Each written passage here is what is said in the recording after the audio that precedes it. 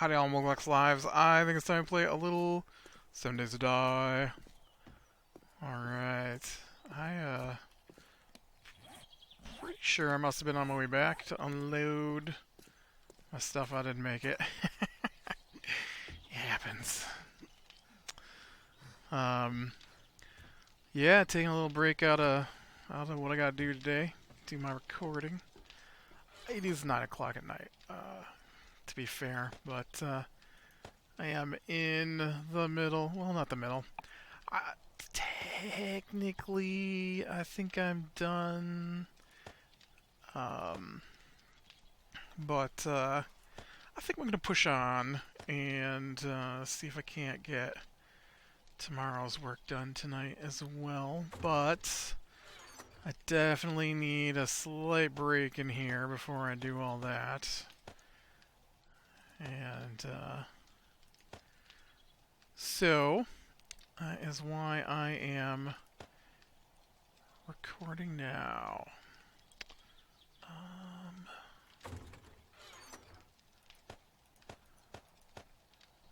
Got a lot of bits and pieces and bobs and stuff here I need to get rid of. I probably don't need that or those anymore. Yeah? Or those. Alright. Let's go, well, what's it take to make a bicycle? Bicycle. I need a wheel. I need a chat. Oh, they're locked. I can't do it. I've never found them. I don't know how to do it. Can't do it. What's gonna do it? Can't do it. Not gonna happen. Well, then, let's head over to... I think that's the traders there. Let's see if we can get to the traders before darkness falls. And, oh wait, I've got a... I can't do drunk zombies because I don't have anything to get drunk. Well, I do have stuff. I don't have that. Oh, I could probably do that one. Can't do that. So let's hide you. Do that one. We'll go to a quest instead.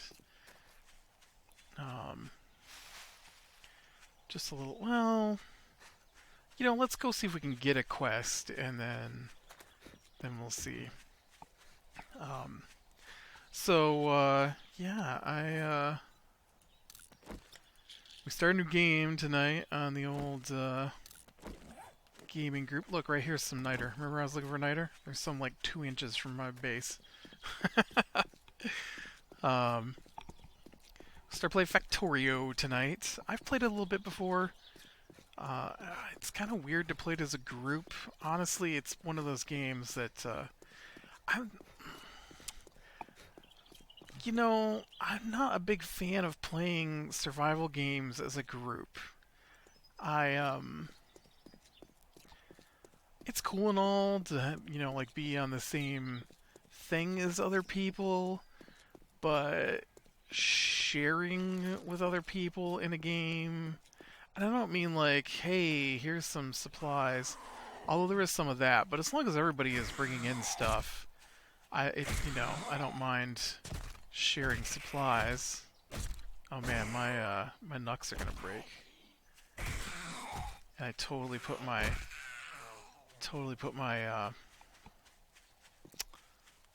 repair kits away. Dang it. Well, I'll have to try and make sure I grab those repair kits then when I come back. So,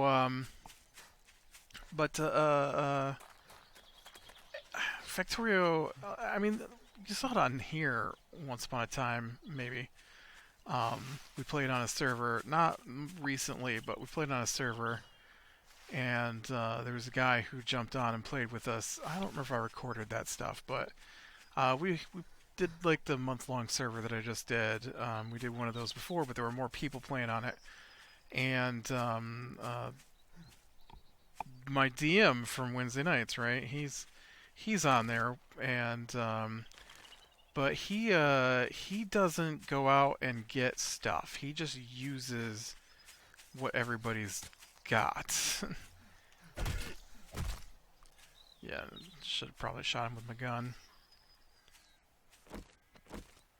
That's not a gun, buddy. And so it was super annoying because, especially on this game, you can't share like a forge, right? I mean, you kind of can, but like everybody's putting into it. Sure, it's one thing to share the process of loading it up with raw materials, but you can't have more than one person getting stuff out of it at a time. And so it's really annoying when you're trying to do something and someone's using everything, just all the machines all at once. And so I prefer to have my own setup so that when I go to do something, it's available. And I'm not saying I can't share the resources. I just want my own tools to work with said resources. You know, and so I don't know how this Factorio is gonna work out. That's a long way to go, but I'll take it. Let's see, where does it want me to go? Alright, yep, whole new territory. We're not gonna get over there tonight. It's too late in the day, I think, to go a kilometer away with my total lack of any kind of supply. But yeah, so like today, for example, right? I mean, when you're first starting out in Factorio, you know, and you got limited things and to do, I just feel like there's a lot of standing around because 3 people is too many people to do what needs to be done to get the game started. And you know, and so I don't know. It's a weird thing to. At least Factorio has a little less on the um, locked in by tools, like say 7 Days to Die does. It's like Minecraft, right? Sharing a house on Minecraft is just awful, um, because you know, maybe it's different now, but you know, there was a point where only one person at a time could look at stuff. I know in here it was the same way, right? Only one person at a time could look at stuff. But I think they've changed that, so uh, it's really terrible on here, or it was. Maybe they fixed it because if 2 people looked at the same thing, it would lock it, and then neither one of them could get into it. And so that was terrible. But yeah, so I'm not the biggest fan of playing survival games like that shared. Dying Light was an interesting thing because no, not Dying Light. Well, Dying Light did an interesting thing in that everybody saw their own loot. Like the loot wasn't shared.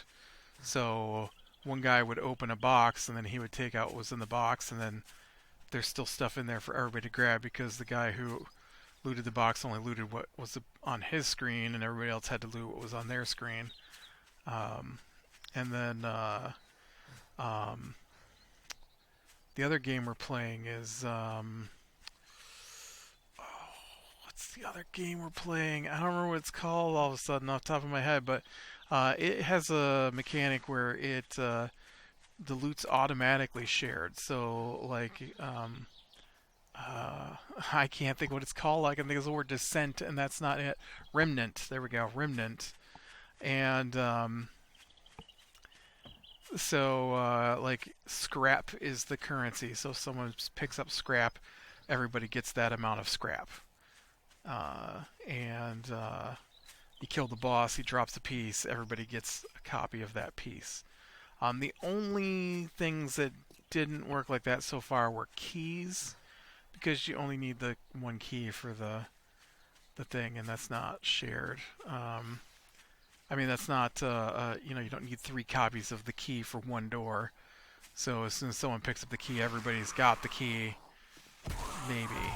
I'm not sure how it worked out with the. Oh no. How it worked out with the. There were some glow rods we had to use, and I don't remember if everybody got one of those or if everybody had to loot them individually. I don't remember. Did I hear another zombie? I need all the zombies I can punch still. Um, but yeah, so we're checking out Factorio. I know it's a bit of an older game. It doesn't really seem like the kind of thing that you would play multiplayer, I guess, because it's a factory logistics game.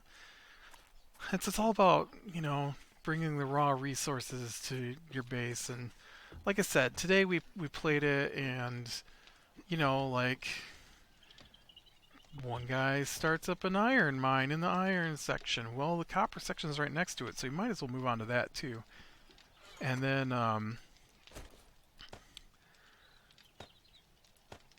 uh, and then right next to that was stone. So if you're gonna do the first two mines, you might as well do the third mine while you're at it. And so oh shoot, I wasn't gonna repair my pickaxe. I was gonna wait on that. But yeah, that's what we were doing today. Because it did take out time to do that, because that's what we do every Monday and Thursday at 4 Eastern. 4-ish Eastern, I guess. So we did get to play D&D this week. I wasn't sure it was going to happen, but in the end, it was decided that we would play. And so we did. Yeah, I lied. I'm going to go try to get over there. What's the worst that happens, right? You die.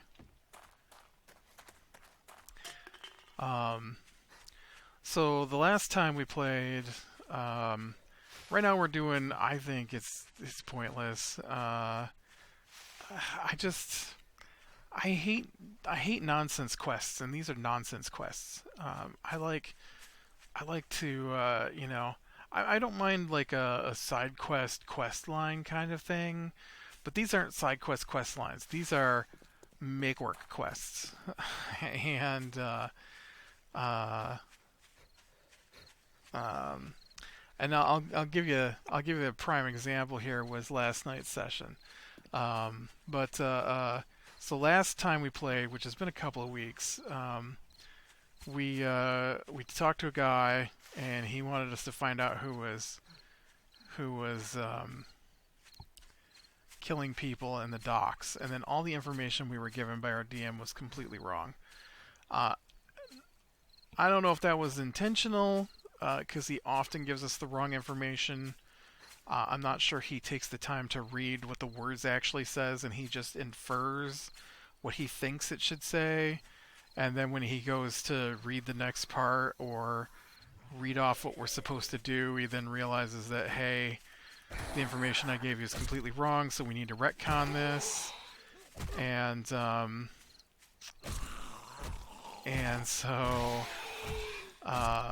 yeah, and so we finished that quest, and here's why it's a make work quest. So it's for a group. Oh, look at that, I got an auger. It's for a group called the Zentarum. And the Zentarum are like shady people. And, like road bandits and assassins and stuff like that. They're a criminal organization, I guess. And so the other criminal organization in the town, well, one of the other criminal organizations in the town is Xanathar's Guild, and they are currently at war with each other. And so, we get a quest from the Zentarum, and so we go, and because this is the faction that our DM has picked for us. Not that we got to pick, not that we got to talk to anybody. He chose ahead of time what we were going to do. And it's one of the big pet peeves we have with him as the DM. I know, you should just DM yourself then. Well, I don't want to DM. I want to play, and I like to complain. So, I'm going to complain about the way he DMs.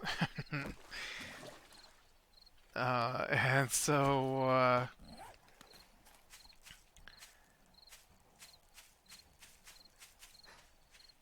so then we get to, and so we complete the quest. We find out who's doing it. I think we killed him. No, I know we killed him, and it was ridiculous. I don't even understand. Like, it didn't make any sense. It doesn't make any sense lore-wise either. So I don't. Apparently, I need to climb a mountain to get to where I need to go. Um, the person who was doing it is not a person who should be there, and we weren't allowed to investigate why that person was there because that wasn't part of the guide. Oh, did you see that? Ignore my punch?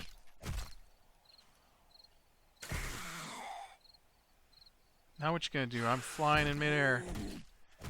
Flying. Or I was until I took off your head. And so, when all is said and done, we completed the, yeah, I think there's a quest to kill one of these guys. Or not a quest, but a thing. I know they were talking about having to kill a stag.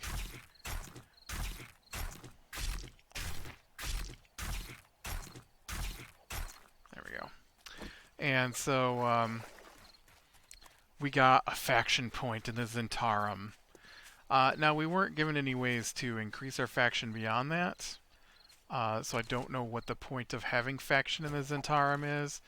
And he said that it unlocks stuff for you. Like, it's a video game. I don't... Like, the Zentarum guy didn't give us a list of, okay, now that I know I can trust you, here's a list of, reliable merchants or something like that. No, there's nothing like that. Just, when you need it later, there might be stuff unlocked for you now because you have a point of faction in the Zentarum. I'm like, this is so immersion breaking in a game that's supposed to be about immersion.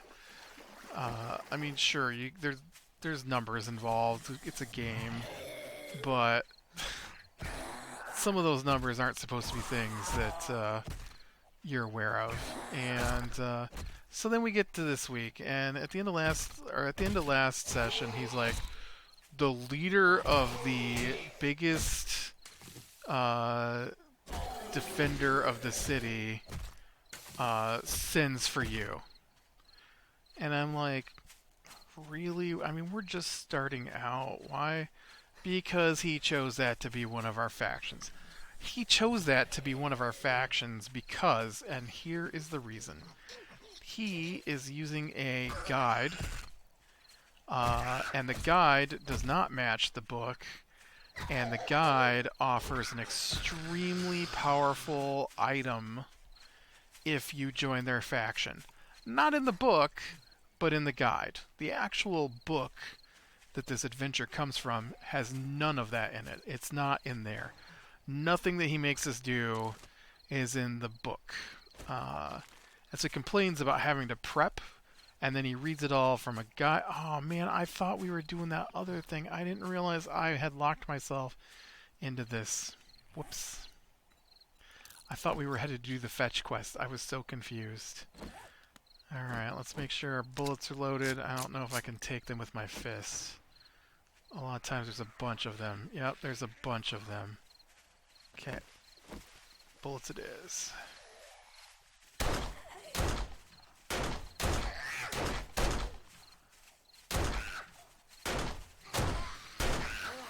Run past them. And shoot in midair just so I don't hit any of them.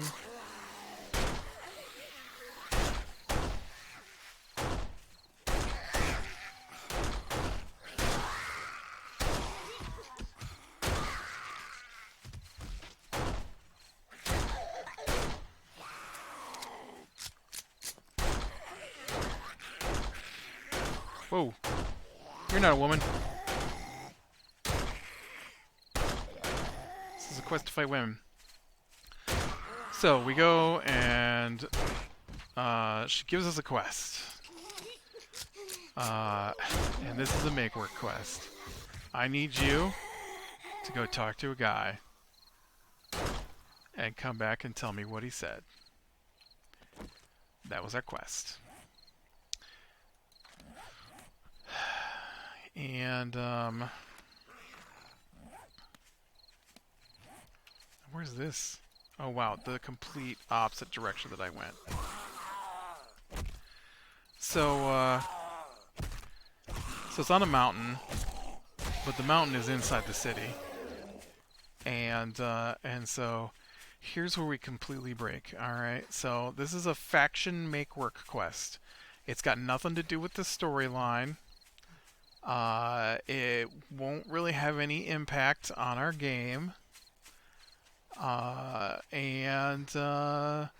We didn't really get a whole lot out of it. Well, no, that's not true. We got that really powerful item that's only found in the guide he's using. And it's a wondrous magical item, and those are supposed to be fairly rare and uncommon.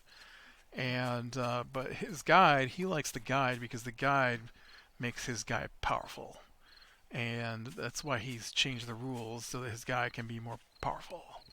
And it's all about how powerful he is.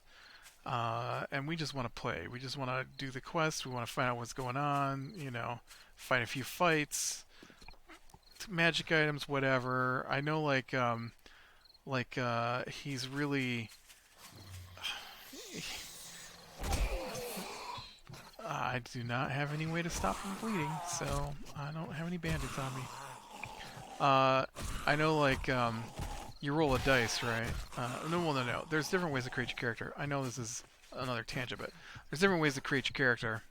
And so one of the ways is to roll dice. And the problem with rolling for dice is that I don't see it as a problem. The trick, I guess, to rolling dice to set up your character is that if you roll four dice, you might get 4 as your number, right?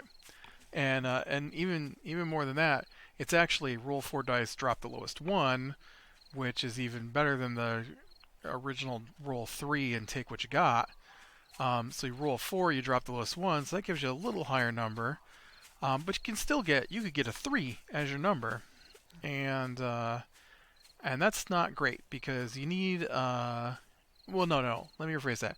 That's it's just a number. It's just a number, and so I was trying to think of what it is because it's a 10. If you get at least a 10 on those dice, then your stat is a 0 modifier, which means when you roll a check based off of, say, strength, if you want to lift a boulder, you roll a strength check. So if you have a 10, then you don't add anything to the dice that you roll to check your strength. If it's a 3, though, that subtracts, probably a -4. And so that could be an issue. So I roll the dice for my character. I roll the dice, drop the lowest one. I get some 7s, some 9s, a couple of 11s, I get one good number. And I'm fine with that, whatever. I'll play the character as it's rolled. I don't feel it makes that big a difference. Subtracting 4 would make a big difference, but subtract a 2 here and there, subtract a 1, whatever. Plus, you can increase your stats as you play the game, and so if there's a stat that you use a lot that happens to be low, you can increase the size of that stat and make it easier. You can get a +5 going for your guy, well, he hates it. He hates that we roll, and so he says that you can use this other system where you take the default system, which is a certain number of points that you can spend to set up your stats, and then he adds to that so that you actually get more points to spend, because it helps him make a more powerful character. And so, he's running around with all these big stats now, and the rest of us have got actual rolled stats that vary greatly on what we're good at and what we're not good at. Because that's the idea, is that there are some things you're just not going to be good at, right? My half-orc fighter is not great at persuading people. Intimidating people, he should be, but they have that skill check kind of messed up in D&D, the way they've got it set up. And yeah, so it's weird. So anyway, so we get our quest, and so we have to go up this mountain. We have to talk to this monk who's on top of the mountain. Now the book, the actual book where this comes from, says have players roll a d20, add their Constitution modifier, or maybe it's even a save. So add their Constitution save, which can be bigger than just their modifier, against a 12. So it's a DC 12 Constitution check. That's it. That's all the book says on going and talking to this guy, pretty much. It's one paragraph in the book, tiny paragraph. It's in a oh, what are those called? I want to call it a cell because I do spreadsheets a lot. It's not a cell. It's basically a cell, right? It's its own little box, right? It's not even a full page paragraph. It's in a little tiny box. That's what it says. The mountain is treacherous. Roll a DC 12 Constitution save, and if they fail it, then they get a point of exhaustion for how hard it was for them to climb the mountain. That's what it says. That doesn't go in there. Right? That was the quest. That was the whole quest in the book that he wanted us to do. The whole quest. And so what did we have to do? That's right. It turned into this big long thing that didn't make any sense. We took a bunch of damage. He wanted us to die. He used overpowered monsters. The usual. So we get the quest. We go to the mountain, and the first thing he makes us do is roll. First I had to roll perception checks, and because one of us got high on the perception, we knew the rock slide was coming. Then we had to roll constitution checks to see how tired climbing up the mountain made us. Then we had to roll, and usually you roll one or the other, but we had to roll acrobatics, which is your dexterity, and athletics, which is your strength. And so we had to roll both of those. I'm going to make me a bunch of duct tape. And the pumpkin seed. I should probably see if I've got enough stuff to make more farm plots. 7 rotting flesh now. Oh, 17 nitrate powder. That's why I needed... Yep, I have a bunch of that, though. And you... And...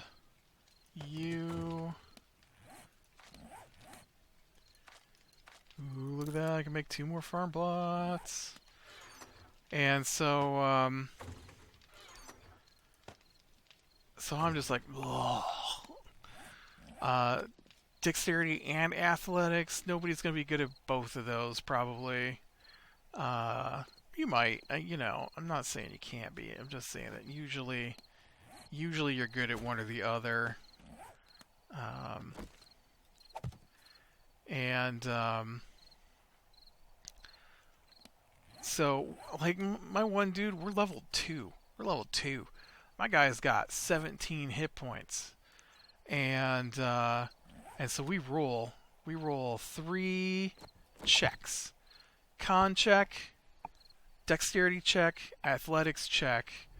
I thought the con check was whether or not we were tired. Oh, and a perception check. So we rolled 4 checks. And for every one of those you failed, he rolls a d10 worth of damage. So the very first thing that happened, my guy lost half his hit points. What does coffee do for you now?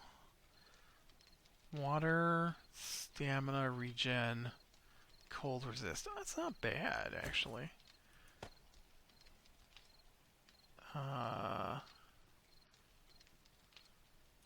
Yucca, though, right? Yucca makes the yucca water. I'm going to plant this seed.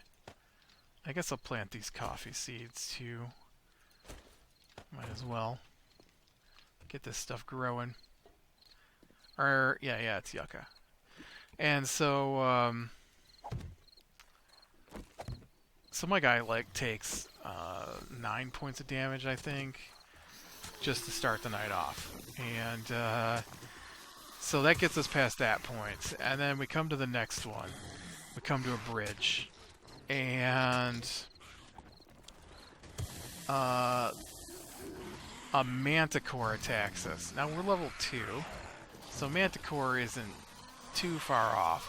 But then he does the thing I absolutely despise. So we've got a fighter, a bard that uses his swords. It's a sword bard. We've got a thief that uses a short sword. And then we got his weird character, which is what is he called? I forget what. Artificer, a guy who makes stuff. And so the only one of us that can really reach this manticore is his artificer. And so we basically just stand around waiting for this thing to come fight us, and it never does. And so it stays 100 feet away in the air, so there's no way the fighter can reach it, right? Actually, I'm using a longbow to try and shoot it with my fighter, but longbows are based off of dexterity, so I have an even lower number than usual for attack. The rogue is using his short bow, and because he's using his short bow, I didn't mean to take that. Oops, I should do this one.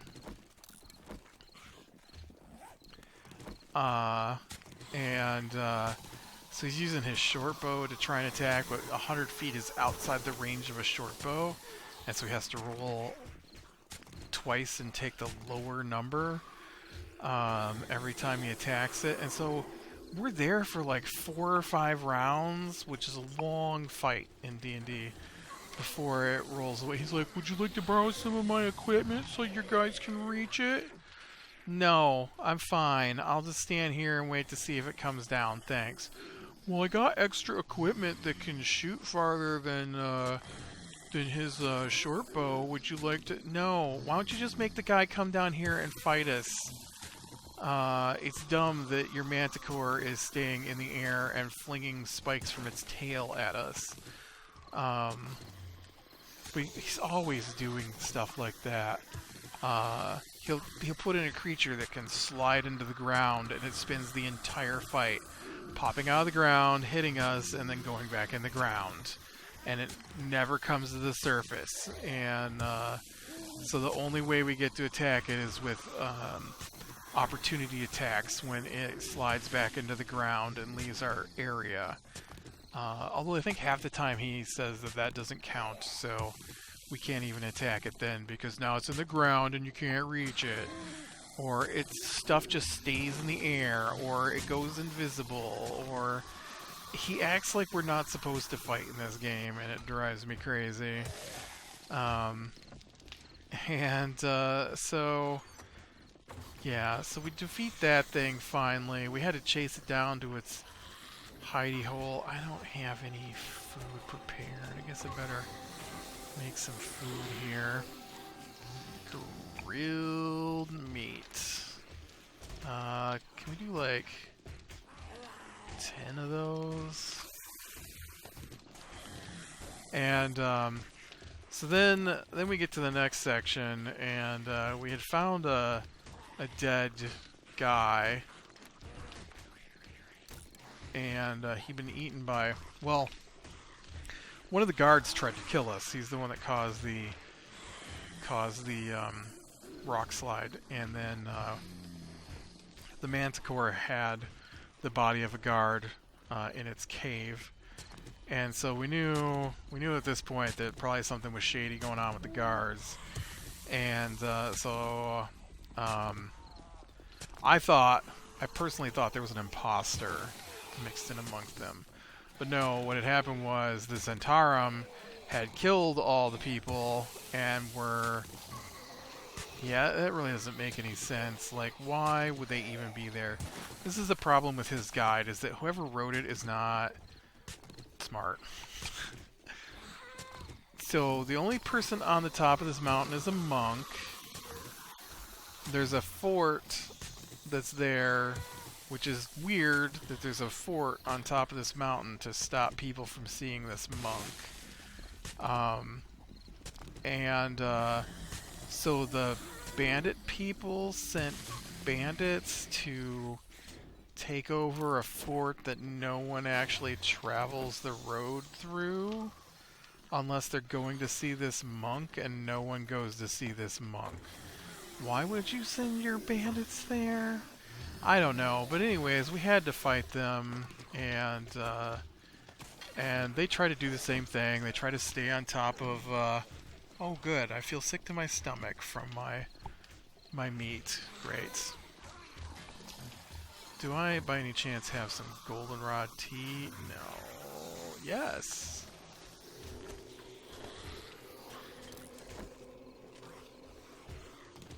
There's a chance that you can get sick from the basic food and water now. Food poisoning, 4%. You just saw me hit a 4%.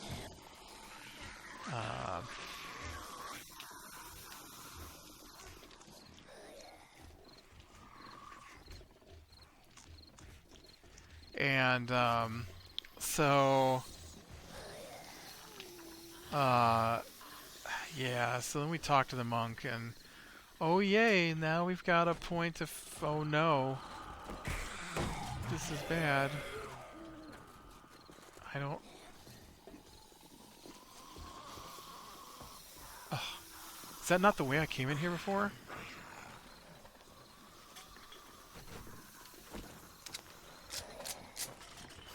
Here we go.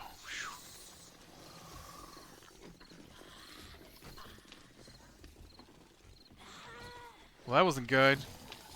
I didn't realize my floor was that open. Guess I need to clean that up so I don't fall back down in there, huh? Yeah, so now we got a faction in a different group, and now next week when we play, we'll get to another quest to get a faction point in a third group, because we need... No, we don't. I don't understand the point of this. There's no point. I just don't get it. It has nothing to do with the quest. It has nothing to do with the main point of the story. I don't get it. It's not in the book either, is the thing. Like, the faction quests are, because it's supposed to be like, they won't see you to discuss the information unless you do a job for them, kind of thing. So I get that maybe, okay, it does have something to do with the quest line, and it is in the book, and it is something you're supposed to do, but this guide is terrible because it expands out these tiny little quests that you're supposed to just wrap through quickly, and then on top of that, and this is the part that infuriates me the most, I like to see my guy gain levels, because when you gain a level, you get new abilities. So level 1 level 1 to level 2 is supposed to be really rapid. Level 2 to level 3, it's supposed to be really rapid. Because level 3 is when you get to choose what you are. Like, I'm a fighter, but at level 3, I get to become a type of fighter. And that's when you gain your special abilities that are related to your specific fighter type. I'm a level 2 bard at the moment, but at level 3 is when I get to choose the type of bard I am and get access to my special that type of bard abilities. Um, uh, and so we want to get to the next level so that we can choose what we are and start being able to use our special abilities. So I completely despise milestone leveling, which is a system where the DM decides when you go up your next level. I hate it. Does it have its points? Yes. If you are playing a tremendously linear game where everything is separated into a different chapter, sure. Do we play those? Not really. And so there's no point in having milestone leveling. If you go up your level, cool. You suddenly got some extra abilities. Going up a level does make you more powerful, and would make... Well, no, because the DM should be able to add a couple extra bad guys to match the new level. Our DM usually goes the other way and adds really overpowered monsters to whatever it is we're doing and thinks that is matching our level. But so I prefer XP leveling, where we get XP for doing things. So last night's session should have been worth somewhere between 300 and 700 XP, depending on what you wanted to give XP for. We needed 200 XP to get to our next level. So, I was excited to get to my next level because, I don't know what type of fighter I want to be yet. I know I said I was going to be a battle master, but I really don't know because I didn't like that the last time I tried to play it. But I might try it again, I guess, to see if now that I have a better handle on how D&D works, if it might be cooler. It's got some nice abilities, but... and so we get to the end of the night, and what does he do? Everybody gets 100 XP. I'm like, for all of that? Well, I underestimated how long it was going to take to get to the next chapter. And so I gave you too much XP last time we played. No. You didn't give us XP. We earned our XP. Our XP should be based on what we did and killed, not what you decide we get. That is the whole point of leveling by XP. I want my XP. I want my level. I want my level now. So yeah, this week's only worth 100. That way, next week or the week after when we play, and you complete the next faction quest, because there'll be a third faction quest with a different faction. Then you'll probably hit your next level, and then we'll move on to the next chapter, and you're supposed to be level 3 when you reach that chapter. That's not how XP leveling works. We discussed this. We discussed why I hate milestone leveling. We added in hero points this time because I hate DM inspiration points, because it's something the DM gives out on a whim. And that's the way he's treating our levels, too. That's the way he treats everything. He makes snide, horrible comments this week, too. He made some comment about about how it was interesting to fight a bad guy who you know, was smart enough to say. I'm like, dude, it's not interesting. It's annoying. I don't understand why we can't just fight in a fight.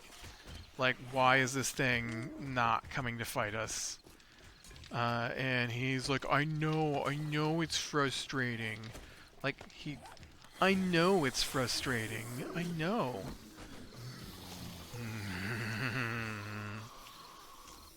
You know when I don't show up for D&D anymore. Anyways, click like if you like, subscribe, and catch the next one. I will talk to you later.